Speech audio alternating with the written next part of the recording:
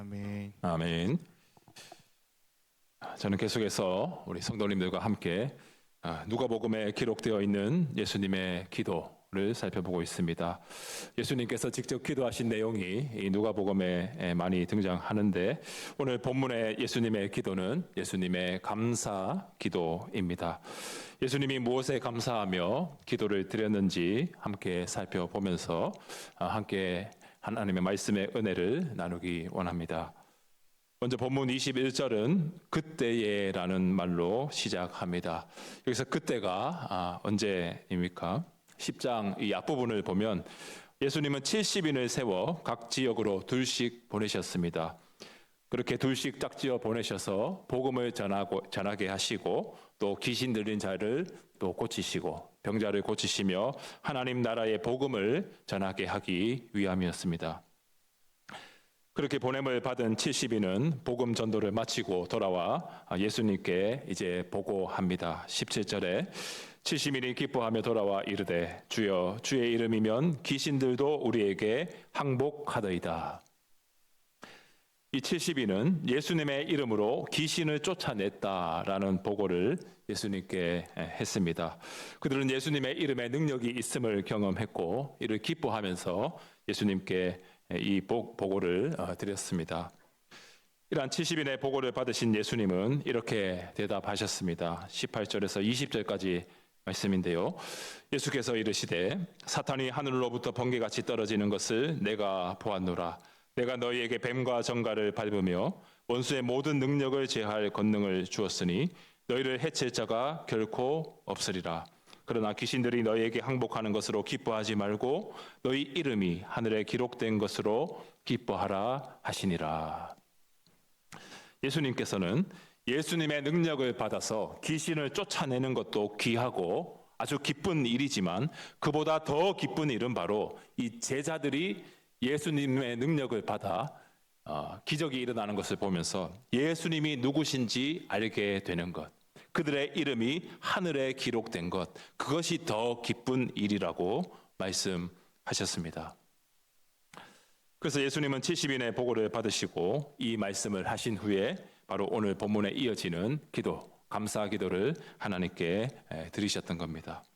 우리 먼저 21절 말씀을 또 같이 한번 읽기를 원합니다. 21절 말씀 같이 읽습니다. 그때에 예수께서 성령으로 기뻐하시며 이르시되 천지의 주제이신 아버지여, 이것을 지혜롭고 슬기 있는 자들에게는 숨기시고 어린아이들에게는 나타내심을 감사하나이다. 옳소이다. 이렇게 된 것이 아버지의 뜻이니이다. 아멘.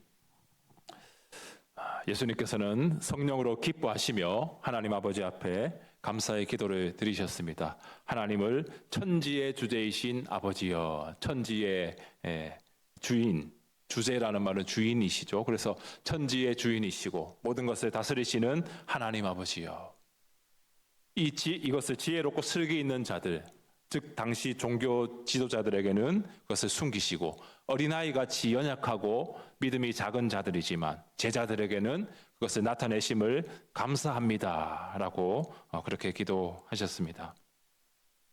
당시 유대 종교 지도자들은 자타가 공인하는 그런 지혜롭고 또 슬기 있는 자들이었지만 실상은 어리석고 미련한 자들이었습니다. 왜냐하면 예수님의 능력을 보고도 인정하지 않았기 때문입니다. 그러나 지혜가 부족하고 또 믿음이 연약했던 그런 제자들이었지만 그들은 예수님의 능력을 믿었고 인정했습니다. 그리고 이것을 실제로 경험하면서 예수님께 달려와 기뻐하며 이 복음 전도에 대한 보고를 하고 있는 것을 우리는 확인하게 됩니다. 그래서 예수님의 능력이 바로 이 제자들에게 임하고, 이 예수님의 능력을 통해 예수님께서 하나님의 아들이심을, 자신들이 따르고 있는 예수 그리스도야말로 우리를 구원할 메시아라는 것을 조금씩 알아가는 그 제자들로 인해서 예수님은 하나님 아버지 앞에 감사합니다라는 기도를 드리신 겁니다. 그리고 예수님은 계속해서 이렇게 기도하십니다. 22절에 내 아버지께서 모든 것을 내게 주셨으니 아버지 외에는 아들이 누구인지 아는 자가 없고 아들과 또 아들의 소원대로 계시를 받는 자 외에는 아버지가 누구인지 아는 자가 없나이다. 하나님 아버지만이 아들 예수 그리스도를 아시고 또 계시를 받는 자가 아니면 하나님을 알 수 없는데 지금 제자들이 그것을 알게 되었기에 하나님 아버지께 감사합니다라는 기도를 예수님은 드리신 겁니다. 즉 제자들을 보내셔서 복음을 전하게 하시고 귀신을 내쫓는 능력을 주시고 그로 인해 하나님의 살아계심을 경험하고 예수님의 능력을 경험함으로써 예수 그리스도가 바로 하나님의 아들이신 것을 알게 되는, 제자들이 예수님을 조금씩 알아가는 그 과정을 통해서 우리 예수님께서는 그것에 감사하며 감사 기도를 드리신 것이죠. 그래서 제자들의 그 이름이 하늘에 기록된 것, 예수님은 그것을 기뻐하시며 지금 이 감사 기도를 드리고 계신 겁니다. 그래서 예수님은 제자들을 돌아보시며 23절에서 말씀하셨습니다. 제자들을 돌아보시며 조용히 이르시되 너희가 보는 것을 보는 눈은 복이 있도다. 여기서 너희가 보는 것이 무엇입니까? 예수님이 하나님의 아들이심을 보는 겁니다. 70인이 그 70인 가운데 제자들도 포함되어 있을 텐데요. 이 제자들이 두식 짝지어서 복음 증거를 할 때 귀신이 떠나가고 예수님의 능력이 나타나는 것을 보게 될 때, 복음을 듣고 예수님께로 돌아오는 자들이 나오는 것을 보게 될 때 바로 이들이 그것을 직접 보았기에 그들의 눈이 복이 있다. 이렇게 말씀하는 겁니다. 이 똑같은 현상을, 똑같은 하나님의 역사심을 보아도 믿지 않는, 자칭 타칭 지혜롭고 슬기롭다고 인정받는 그러한 종교 지도자들은 그것을 믿지 않았지만 믿음이 연약하고 때로는 실패하고 때로는 넘어지는 그러한 제자들이었지만 지금 이것을 믿고 고백하는, 기뻐하는 제자들을 보시며 우리 예수님은 감사의 기도를 드리셨다라고 하는 것이죠. 그래서 지금 제자들이 보고 듣는 것은 24절에서 말씀하는 것처럼 많은 선지자와 임금이 보고자 했지만 보지 못한 것이고 듣고자 했지만 듣지 못한 것이었습니다. 왜냐하면 여기서 많은 선지자와 임금은 구약의 선지자들 그리고 왕들을 의미합니다. 왜냐하면 그때는 예수님이 오시기 전이기 때문에 예수님의 이 직접적인 역사심을 볼 수 없었다는 것이죠. 그러나 지금 제자들은 바로 눈앞에서 예수님의 사역을 보고 직접 경험하고 있습니다. 즉 구약에 예언된 메시아에 대한 약속이 지금 예수님의 사역을 통해 성취되고 있는 것, 그것을 제자들은 똑똑히 목격한 것이죠. 그렇게 제자들이 본 것은 예수님이 행하시는 하나님 나라의 기적이고 또한 그들이 듣는 것은 예수님께서 선포하고 가르치시는 하나님 나라의 교훈이다라는 겁니다. 그 결과로 제자들은 하나님의 주권적인 그 은혜로 하나님 아버지를 알게 되고 그의 아들이신 예수 그리스도를 알고 고백하게 되는, 예수 그리스도의 능력을 보고 예수 그리스도께 나와 기뻐하며 예수님 앞에 믿음을 고백하는, 그것으로 인하여 우리 예수님께서는 기뻐하고 감사하시면서 오늘 본문에 감사 기도를 하나님께 드린 겁니다. 그렇다면 저와 여러분은 어떻게 하나님 아버지를 알고 또 예수 그리스도를 알게 되었습니까? 우리가 하나님을 아버지라 고백하고 예수 그리스도를 나의 주 나의 하나님으로 어떻게 알고 또 믿게 되었습니까? 저와 여러분은 계시의 말씀인 성경을 통해 이 모든 것을 알게 되었고 또 믿게 된 줄 믿습니다. 22절 말씀에 말씀하는 것처럼 또 아들의 소원대로 계시를 받는 자 외에는 아버지를 아는 자가 없다라고 주님께서 말씀하셨죠. 하나님이 누구신지 우리에게 가르쳐 주시지 않으면, 우리에게 계시하시지 않으면 우리는 하나님 아버지를 알 수 없습니다. 그래서 계시라고 하는 것은 사람이 알 수 없는 신적 진리를 신이 우리로 알게 하는 겁니다. 그래서 우리가 하나님을 아버지라 부르고 예수 그리스도를 나의 구원자로 인정하는 것, 믿고 고백하는 것은 하나님이 우리로 알게 하신 것, 하나님의 계신 말씀을 통해서, 성경을 통해서 우리로 알게 하셨다라고 하는 것이죠. 그래서 계시는 어떤 신비한 체험을 하는 것, 하늘의 음성을 듣고 환상을 보고 어떤 특별한 체험을 말하는 것이 아닙니다. 계시는 기록된 말씀인 성경이 바로 우리에게 주신 하나님의 자기 계시, 바로 성경 말씀인 것이죠. 그래서 성경을 통해 우리는 하나님 아버지와 그의 아들 예수 그리스도에 대해 알 수 있습니다. 하나님이 천지를 창조하시고 또한 인간을 창조하셨는데 그 인간이 타락하여 하나님과 멀어졌고, 그렇게 타락한 인간을 구원하시기로 창세전에 이미 계획하셔서 예수 그리스도를 믿음으로 말미암아 우리가 구원받는다는 이 모든 내용, 이것이 바로 성경에 기록되어 있다는 겁니다. 이 말씀을 읽었든지 들었든지 우리는 그 말씀을 통해서 깨닫게 되었고, 우리가 믿음을 갖게 되었고, 그 믿음을 하나님 아버지 앞에 고백하게 되었다라고 하는 것이죠. 그래서 여기서 하나님의 창조와 인간의 타락, 그리고 창세전에 우리를 구원하시기로 작정하신 하나님의 이 구원, 창조, 타락, 구속 혹은 구원은 이 우리 기독교 세계관의 핵심이라고 말할 수 있습니다. 이 모든 내용을 우리는 성경을 통해 확인할 수 있고, 성경을 통해 배웠고, 또한 성경을 통해 우리의 믿음이 하나님께서 선물로 주신 것이죠. 그런데 예수님의 제자들은 이것을 어떻게 알게 되었습니까? 성경을 통해 알게 된 것이 아닙니다. 아직 성경이 이때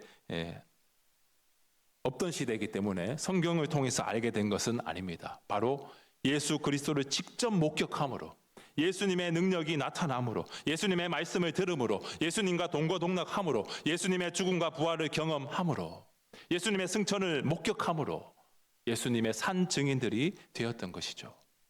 우리는 예수님을 보지는 못했지만 예수님의 행적이 기록되어 있는 성경을 통해서 우리 예수 그리스도를 구주로 믿게 된 겁니다. 그래서 우리는 예수 그리스도와 예수 그리스도에 대한 말씀, 성경을 특별 계시로 받는 것이죠. 예수 그리스도만이 우리의 유일한 구원자 되시고, 그 예수 그리스도에 대해서 말씀해주는 성경이야말로 우리에게 믿음을 주시는 하나님의 은혜의 도구, 수단이다라는 겁니다. 그래서 우리는 특별 계시인 성경을 통해 믿음을 갖게 된 신자들로서 하나님 앞에 늘 감사해야 하는 겁니다. 제자들의 이 연약한 믿음이지만, 그러나 예수님의 능력이 나타나는 것을 보고, 예수님의 그 이름의 능력이 나타나는 것을 보고, 복음 전파의 그 능력이 나타나는 것을 보고 예수님께 기쁨의 보고를 드렸던 제자들을 보시고 예수님이 감사 기도를 드리신 것처럼 말씀을 통해서, 성경을 통해서 우리에게 믿음을 주신 하나님 아버지 앞에 우리는 늘 감사의 고백을 올려드려야 되는 것이죠. 세상에 수많은 지혜자들이 있습니다. 가진 것이 많고 유명한 사람들이 아주 많습니다. 그러나 아무리 학식이 높고 돈이 많아도, 유명하고 또 명예를 쌓은 그런 사람이라 할지라도 예수 그리스도가 누군지 모르고 예수 그리스도를 믿지 않으면, 하나님을 아버지라 부를 줄 모르면 그는 미련하고 어리석은 자입니다. 영원히 죽을 수밖에 없는 그러한 불쌍한 인생이라는 것이죠. 그들의 이름은 하늘에 기록되어 있지 않습니다. 그러나 반대로 하나님이 어떤 분이신지 알고 예수 그리스도가 날 위해 십자가 지시고 죽으셨다는 사실, 또한 부활하셨다는 그 사실, 그래서 우리가 믿음으로 고백하는 그러한 신자는 가장 큰 은혜를 받은 자, 세상에서는 좀 미련하고 지혜가 모자라고 어리석어 보일지라도 그야말로 가장 슬기로운 자, 가장 지혜로운 자, 하나님의 큰 복을 받은 자임을 믿으시기를 바랍니다. 하나님은 21절에서 말씀하는 것처럼 천지의 주제이십니다. 천지, 하늘과 땅의 주인이시죠. 역사의 통치자이시고 온 우주 만물을 주관하시는 분이 우리 하나님 아버지이십니다. 여러분, 여기에 동의하십니까? 이것을 믿으십니까? 이것을 알게 하시고 믿게 하신 분은 성령 하나님이시라는 것을 믿으시기를 바랍니다. 이 계시된 말씀인 성경을 통해 성령 하나님께서 우리 가운데 역사하셔서 우리는 하나님을 아버지라 고백하고 또한 예수님을 나의 주님이라고 고백하는 겁니다. 그렇게 하나님께서 우리에게 주신 이 믿음은 절대적인 하나님의 은혜에 의한 선물임을 늘 기억하시고 하나님께 감사하는 우리 모두가 되기를 원합니다. 종교개혁자 칼빈은 기독교 강요 1권 7장에서 이런 말을 했습니다. 성령은 말씀의 내적 교사이고 또한 기록된 말씀과 선포되는 말씀을 수단으로 삼아 성령께서는 역사하신다라고 말했습니다. 기록된 말씀인 성경, 그리고 그 말씀을 성경을 풀어서 선포하는 이 설교를 통해서 성령께서는 역사하신다는 것이죠. 그 말씀을 통해 성령께서는 우리 심령 가운데 믿음을 발생시키십니다. 그래서 성령은 말씀의 내적 교사라는 것이죠. 여러분이 말씀을 듣고 은혜를 받으시고 그 말씀에 찔림을 받고 그 말씀에 도전을 받고 그 말씀대로 살아야겠다는 결단을 하고 그 말씀을 통해서 용기와 위로와 소망과 평안을 얻으신다면 우리는 예수 그리스도의 제자이고 우리 가운데 성령께서 역사하신다는 증거가 되는 것입니다. 그렇게 여러분 이 사실로 인하여 늘 하나님 앞에 감사할 수 있기를 소망합니다. 이렇게 귀한 믿음을 하나님은 계시의 말씀인 성경을 통해 우리에게 주셨습니다. 그렇게 우리는 이 성경 말씀을 더 가까이 해야 합니다. 우리는 성경을 통해 하나님을 더 깊이 알고 우리 주 예수 그리스도를 믿는 굳건한 믿음을 가져야 하는 것이죠. 이렇게 성경을 가까이 하는 성도는 삶의 고통과 위기 속에서 감사할 수 있고 더 하나님을 굳게 붙들 수 있습니다. 그렇게 사랑하는 우리 성도님들, 항상 주님의 말씀을 가까이 하시기를 바라고 더 말씀을 붙드시기를 바라고 말씀을 통해 주시는 하나님의 은혜를 우리에게 찾아오셔서 힘을 주시고 용기를 주시고 위로와 소망과 평안을 주시는 그 하나님의 말씀에 깊이 뿌리를 내리시기를 소망합니다. 우리는 새벽마다 역대하 말씀을 살펴보고 있는데요. 34장에 보면 이 요시야 시대에 제사장 hil기야가 그 성전을 수리하다가 율법책을 발견하는 장면이 나옵니다. 그래서 그 율법책을 읽으면서 이 요시야는 회개하는 마음이 들고 하나님 아버지 앞에 순종하지 못했던 것을 회개하며 하나님께 순종하는 그런 모습을 보여줍니다. 그리고 이어서 35장에 보면 유월절을 지키는 그러한 모습을 우리는 보게 되는 것이죠. 이처럼 하나님의 말씀을 가까이 하고 하나님의 말씀을 통해서 성령께서 우리 가운데 역사하시면 그 말씀이 우리의 삶을 인도하는 우리의 삶을 변화시키는 우리로 죄를 회개하게 하시고 새로운 삶을 살아가게 하는 하나님의 능력이 우리 삶 가운데 나타난다라는 겁니다. 그러려면 여러분 하나님의 말씀을 가까이 하셔야 됩니다. 더 읽으셔야 하고 더 묵상하셔야 합니다. 말씀 듣는 일에 더 힘쓰셔야 합니다. 여러분 사랑의 원자탄이라고 불리는 손양원 목사님을 잘 아실 겁니다. 여수에 가면 애양원이 있고요. 또 손양원 목사님 순교 기념관이 있는데요. 저도 한 10여 년 전에 그곳에 가본 기억이 납니다. 이 손양원 목사님이 사랑의 원자탄이라고 불리게 된 이유가 있습니다. 바로 그 손양원 목사님의 두 아들이 그 공산당원에 의해서 총살당하는 비극적인 일을 겪었죠. 여수와 순천 지역에서 일어났던 소위 이 여순 사건으로 인해서 손양원 목사님의 두 아들들은 공산당에게 총살을 당했습니다.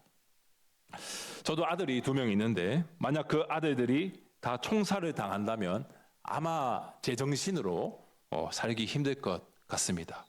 그런데 이 손양원 목사님은 이 두 아들을 죽인 공산당원, 이 사람이 안재선 씨인데 이 안재선을 용서하고 자신의 양자로 삼은 그런 모습을 우리에게 보여주었습니다. 도저히 하기 힘든 초월적인 사랑. 아들들을 죽인 원수 같은 그 사람을, 그 공산당원을 자신의 양자로 받아들인 이 손양원 목사님의 모습을 통해서 어떻게 사람이 이렇게 할 수 있는가 그런 생각을 해보게 되는데, 손양원 목사님이 그렇게 하실 수 있었던 이유는 바로 원수를 사랑하라라는 말씀을 그대로 실천했기 때문입니다. 하나님의 말씀을 자신의 삶 가운데 깊이 뿌리 내리고 그 말씀을 실천하는 삶이 있었기에 자신의 아들들을 죽인 그러한 원수지만 오히려 그를 용서하고 자신의 아들로 받아들이는, 그야말로 예수 그리스도의 사랑을 보여주신 분이 바로 손양원 목사님이시죠. 그래서 우리는 손양원 목사님을 사랑의 원자탄이라 그렇게 부릅니다. 그리고 손양원 목사님은 두 아들의 장례식에서 10가지 내용을 담은 감사 기도를 하나님께 드렸습니다. 관심 있으신 분은 찾아보시면 내용이 나올 텐데요. 도저히 인간으로서 하기 힘든 그런 감사의 제목을 담은 기도를 하나님께 드리셨습니다. 이처럼 삶의 고통과 절망의 상황에서도 하나님 앞에 감사했던 이런 모습들, 이런 힘은 바로 말씀으로부터 주어지는 겁니다. 손양원 목사님이 하나님의 말씀을 가까이 하지 않았다면, 원수를 사랑하라는 그 말씀을 머리로는 알았으되 삶에서 실천하지 않았다면 그 안제선을 결코 용서할 수 없었을 겁니다. 그러나 우리 손양원 목사님은 말씀을 마음에 담고 그 말씀을 실천함으로 오히려 그를 용서하고 그에 감동되어 이 안제선이가 변화되고, 그래서 그 안제선의 아들이 목사가 되어가지고 2023년에 단일 기도에서 간증하는 것을 보았습니다. 안경선 선교사님인데요. 그렇게 손양원 목사님의 이 사랑의 실천은 그 후손들에 의해서 지금도 우리에게 감동과 감화를 주는, 말씀을 가까이 하는 사람의 모습이 어떠해야 하는가를 우리에게 보여주는 겁니다. 그래서 모든 상황에 감사할 수 있기 위해서는 말씀을 가까이 해야 합니다. 말씀에 뿌리를 내리고 말씀에 깊이 천착해서 그 말씀대로 살아가는 애씀과 수고와 노력이 있을 때 우리는 하나님 아버지 앞에 늘 감사하며 살아갈 수 있는 겁니다. 이제 말씀을 마치려고 합니다. 예수님의 오늘 감사 기도는 제자들이 예수님의 이름으로 귀신을 쫓아내고 그로 인해 하나님과 예수 그리스도를 알게 되었을 때 그로 인하여 기뻐하시고 하나님께 하셨던 감사 기도였습니다. 세상의 지혜롭고 슬기로운 자들에게도 감추어져 있었고 그것을 보고도 믿지 아니하는 자들이 있었지만 그것을 경험하고 기뻐하며 예수님께 달려와 보고를 하는 제자들로 인해 하나님께 감사하셨던 그 예수님의 기도를 보면서 우리도 하나님의 계시의 말씀, 특별 계시인 성경을 통해 하나님을 아버지라 부르게 된 것, 우리 주 예수 그리스도를 알고 믿게 된 것에 늘 감사할 수 있기를 소망합니다. 영원히 죽을 수밖에 없는 우리, 그러한 죄인인 우리를 구원하시고자 하나님이 우리를 사랑하시고 예수 그리스도의 그 은혜와 또한 그것을 우리로 믿도록 하시는, 역사하시는 성령의 역사하심으로 인해서 늘 기뻐하시고 감사하시는 성도님들이 되시기를 소망합니다. 또한 이 놀라운 구원의 은혜를 우리에게 성경을 통해 가르쳐 주시고 힘들고 어려울 때마다 삶의 고비마다 말씀을 통해 우리에게 힘과 용기를 주시고 위로와 소망을 주시는 그 하나님 아버지를 바라보며 주님의 말씀을 늘 가까이 하시기를 권면합니다. 이렇게 우리가 하나님의 말씀으로 충만할 때 우리는 어떠한 상황에서도 하나님께 감사하게 될 것입니다. 그리고 그 말씀을 통해서 범사에 감사하며 기뻐하며 하나님의 영광스러운 그 일들에 우리가 동참하며 하나님의 이름을 높이는 신자로 살아가게 될 줄 믿습니다. 이 말씀을 기억하시고 늘 하나님께 감사하시고 우리에게 믿음을 주신 하나님, 그분께 감사하고 그 말씀을 더욱 깊이 알아감으로 우리의 믿음이 더 굳건해지고 항상 하나님 아버지 앞에 감사할 수 있는 저와 우리 모든 성도님들 되시기를 예수님의 이름으로 간절히 소망합니다. 기도하겠습니다.